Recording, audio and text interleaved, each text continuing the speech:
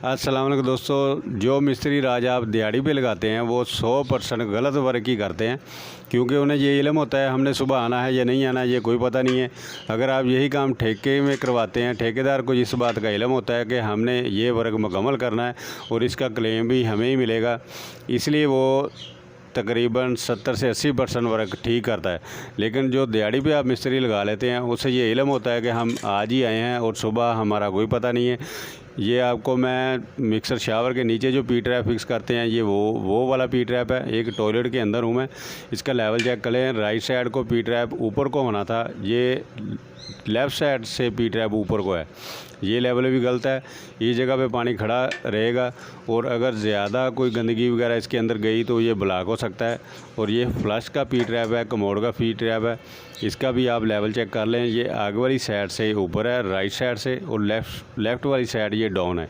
ये मैं लेवल ऊपर करके दिखाता हूँ, इस जगह पे लेवल होना था, जब छोड़ता हूँ ये लेवल गलत हो जाता है।